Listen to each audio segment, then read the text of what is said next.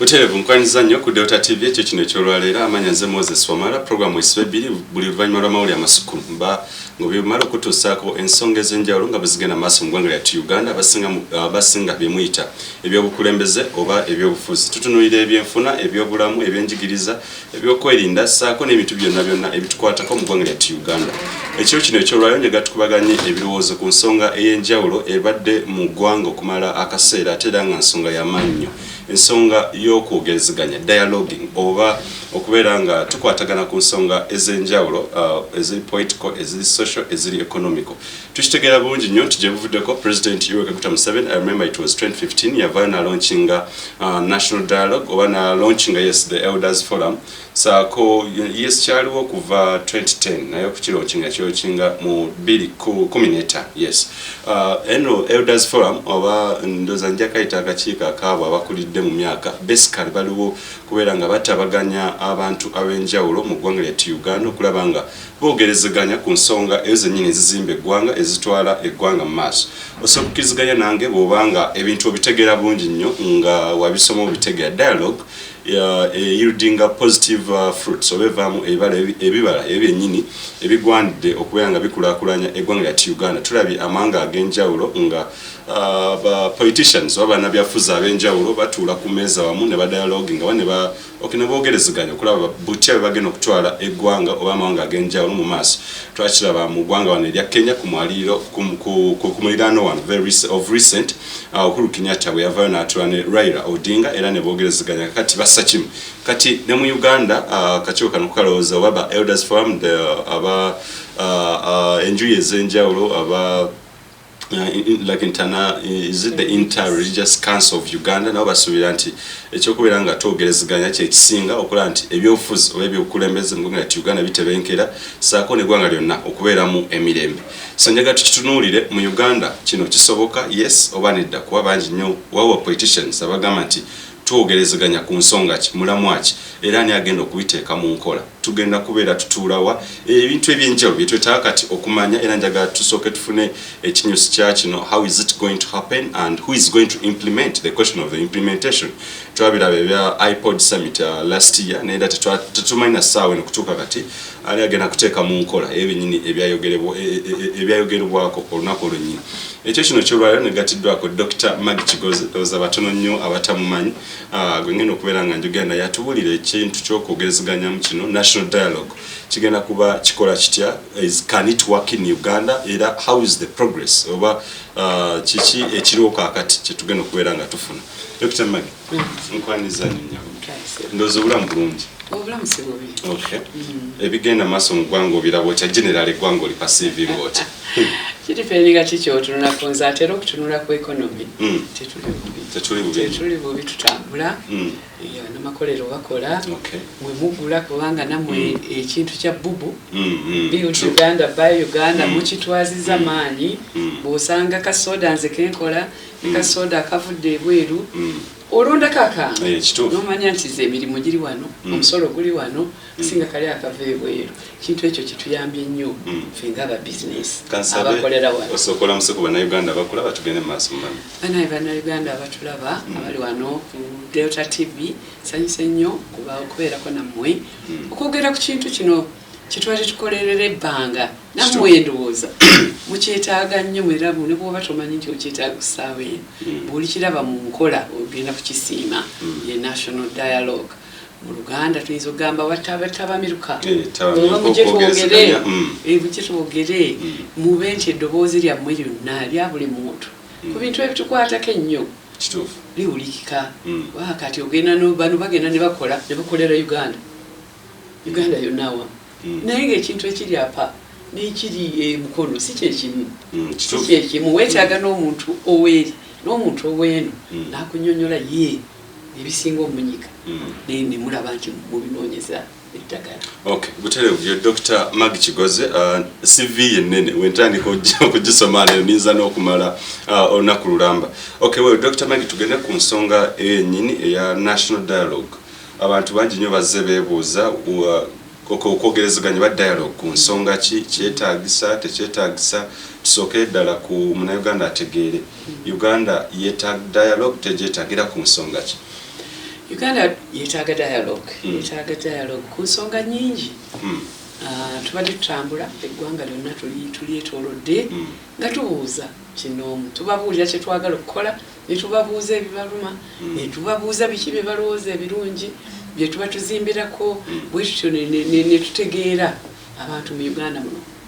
waliwo ebibanyiga ebiri obvious politics ezo muziraba oluusi zitabuka oluusi ebyobulimi bitabuka enkuba emanyi obutatonya kiki ettaka waliwo ekintu ng'ettaka bannange controversy buli wamu bantu betematema abantu bettalwa ttaka oluusi ploti nawo ploti notane maamawo kwegamba waliwo ebimu ebisukiridde nokugaa nti abazadde bo baliwa abazadde bebamu be battaate kwegamba nitugaa no bannayuganda batuule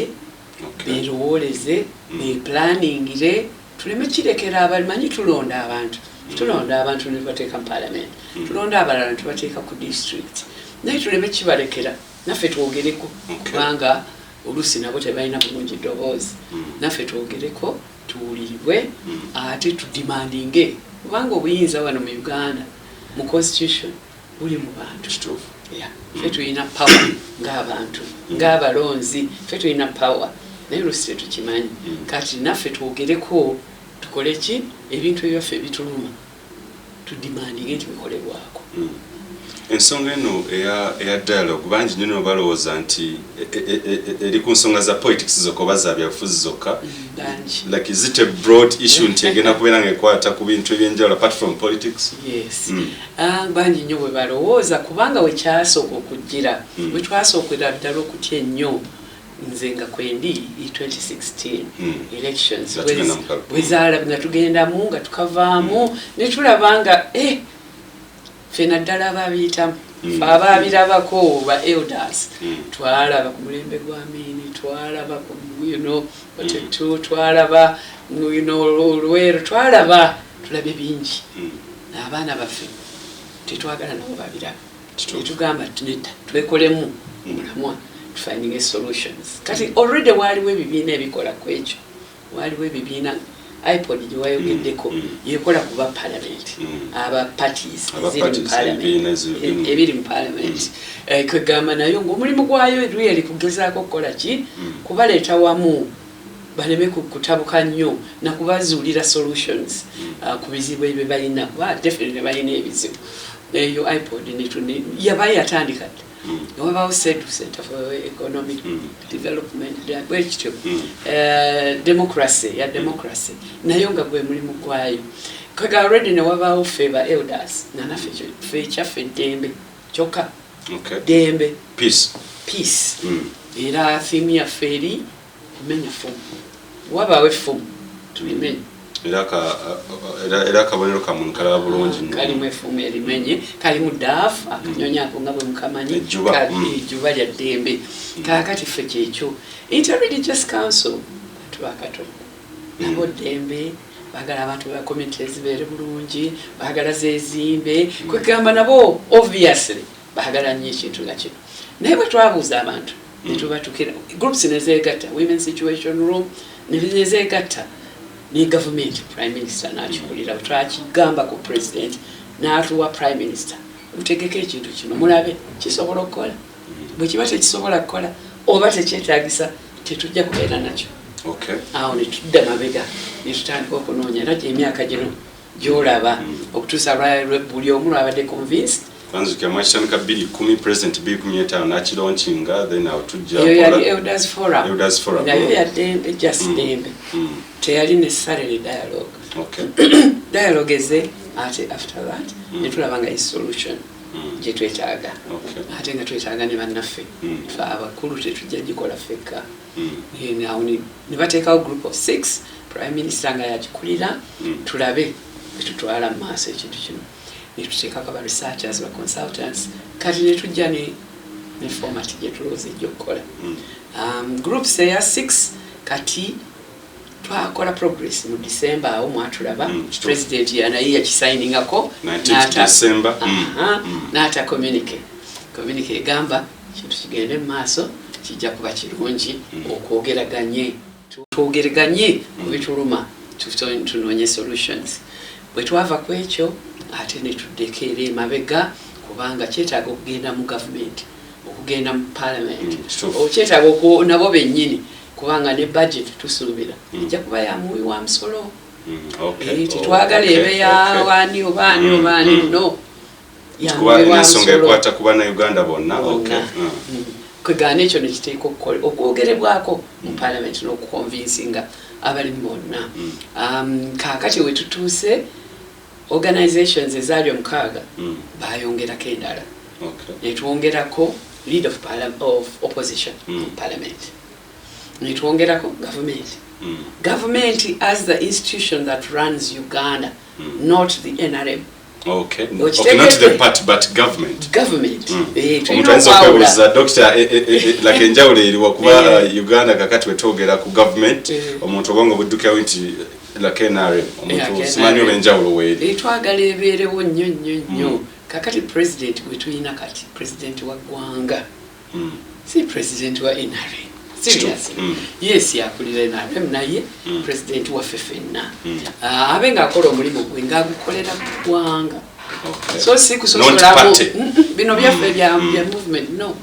ne leader of parliament tubeera meeting gye twabaddemu Professor Sempebwa Frederick yabadde guest speaker waffe era yakibadde very clear ku ekyo muli wano lwa Uganda temuli wano lwa partisan interests buli kyemu kyebukola mukole nga mulowoolezaani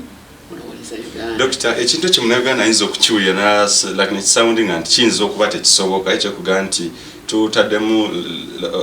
like leader of opposition taddemu president ng'ow'eggwanga. How are we going to separate politics from ekintu kino kugamba nti tulowoleze eggwanga basically ye cannot factor Uganda president ajje nga alinga akiikirira NRM kigenda kusoboka kitya Dr. Kijja kusoboka kubanga si be bali mbokka naffe ffenna mwetuli kakati zino atwabadde abantu 27 be baateekawo nga convening organizations nga mulimu of course government yaleese abantu basatu fe ba elders naffe twalese basatu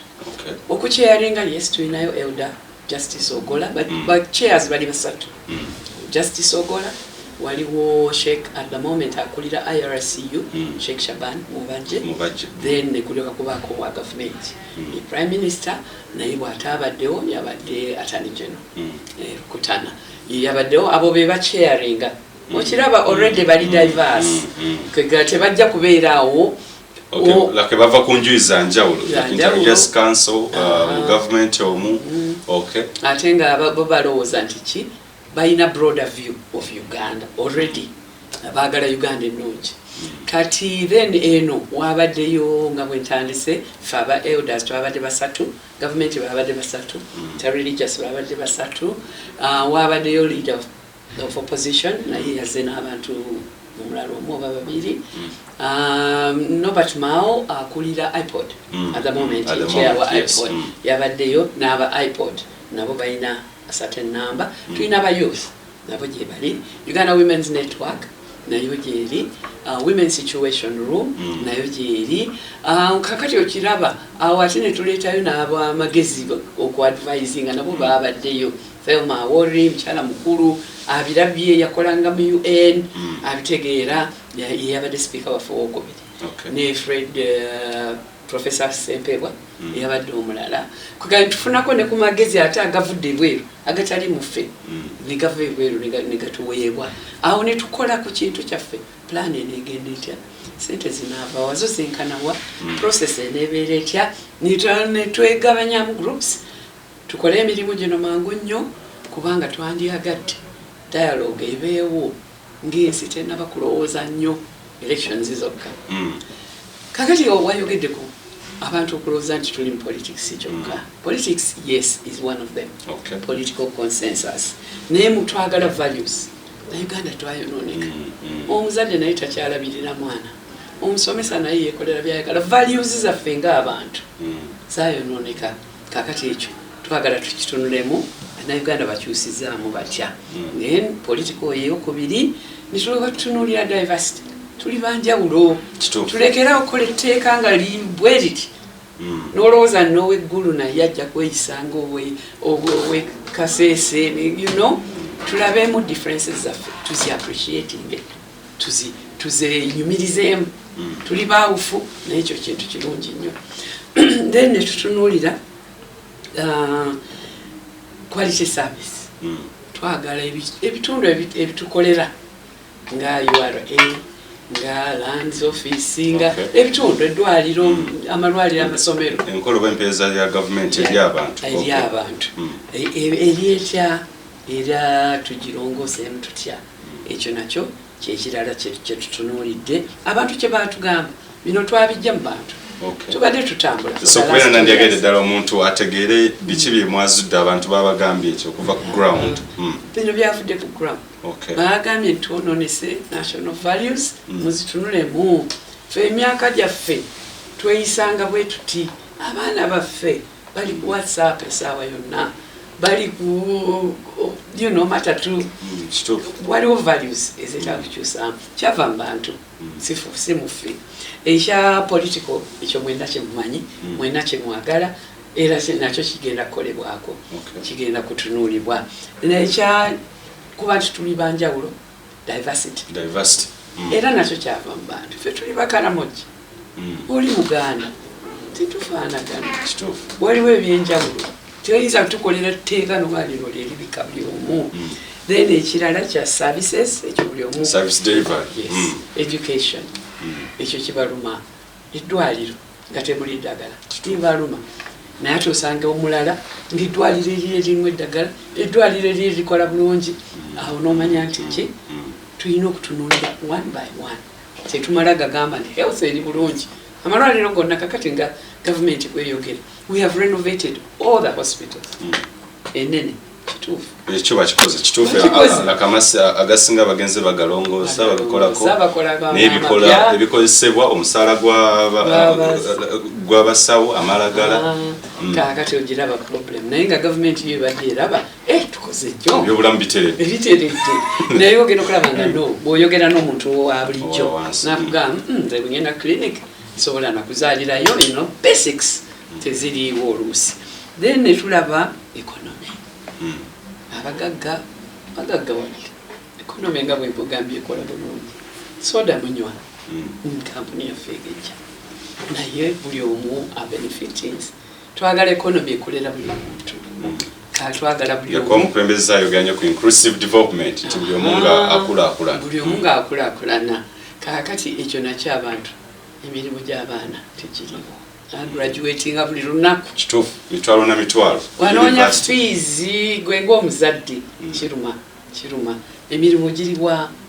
emirimu tugimanyi gavumenti tesobola kuwa mirimu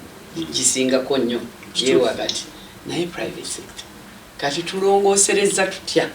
private sector era nabo bajja kubeeramu yetugenda mu maaso aba PSFU aba chamber aba UMA abo bonna Uganda Women Entrepreneurs mwebali nabo mu discussion kuba bebamanyi bikibe beetaaga okulaba nti bawa emirimu mingi kusinga gye bawa kati n'emirimu giba mirungi kati bwova ku economy ekirala abantu kye bayogerako ennyo kwe kubeera naki ettaka ekyettaka nduuza ekyo kimanyi bumanyi ekizibu ky'ettaka mu Uganda entalo ndolito bintu bitirivu nnyo ebiyitirivu justice mumulaba atambula naye byajjayo tebirina bwe bisanyusa neba investor nabo tebiwasanyusa tebajja kuno kugoba munnayuganda bw'obeera foreign investor oyagala osanga ettaka italiiko problem okuligwa emirimu gyo okuwa emirimu naffe ffennyini bannayuganda toyagala kulwana na munno toyagala kutta munno lwattaka kati solutions zeziriwa ate awo era byanjawulo nnyo ate nga tulira ensangi zino dokita nti n'abakola mu gavumenti bennyini bemugenda okubeera nga mwogerezeganya nabo ate bebagobaganya abantu ku ttaka awo kati wewebuliza the progress of this thing kinaasoboka nga nabo bemugenda okwogera nabo wayinza obeera conflict of interest nawe ate bebamuku abali mu gavumenti abalwanyisa abantu ku ttaka kakati conflict of interest awo weewali solution nti omuntu owa bulijjo ajja kuba n'eddoboozi ajja kubanga asobola okwatikiriza kikyalaba problem y'ettaka ate si nnyangu nze ngeri generally mu investment authority nabona n'ettaka ly'aba investors essaawa yonna ba squatters webali nabo balina rights squatter tabeera taata yekka oba oliawo nga n'omuzzukulu azze naye wuuno nange eryange lyatwalibwa okiraba because it's very complicated n'olwekyo tujja kubeera n'abakugu abakola research kinene nnyo ku dialogue eno tekubaako abakola research abanoonyereza kakati nga lady justice yabadde awandiika olupapula lwe olwo nalwo ne lukola ki ne luyingira mu dialogue ne luteesebwako ne tulaba amagezi gatusalidde geego geganatwala eggwanga mu maaso kiki tukole ki eyo ye reason lwaki waliwo dialogue si lwakuba kati tumanyi solution certainly fe abataddewo dialogue si mulimu gwaffe okukubuulira nti ki ettaka lyetaaga kutwalibwa no ogwo si gwaffe so ogwama basically mu Uganda agutegeere gwa kutuuza abantu bano bonna bali concerned oba bali abalina eggwanga lino at stake batuule wamu even if Maggie knows the solution ate ekigwanda ate kujja ajwene mwe mulina kukiyalinga abantu bano eno mu talking points and everything bo batubuulire mulimu amanyi Uganda bali very smart nakitegeera naye nga talina ye gyatudde eyo oba headmaster musomero eri mukyalo naye nga alina very good ideas ku kino naye talina waziteeka oba academic somewhere naye ali mu university yasomesa naye kakati afunye akakisa tubireete wano oba oliawo amagezi ganaava mu omuntu owa bulijjo bwatyo naye atuwa solution kakati ettaka lijidde wamu ne resources natural resources ze tuyina enyingi mpitirivu katonda yayagala ffe nga Uganda lwakuba tetunaba kukimanyi katonda yatwagala nnyo kati resources ezo tuzikozesa tutya ennaku zino mutunuulidde oil mwenna naye minerals banaye tulina minerals tulina gold tulina iron ore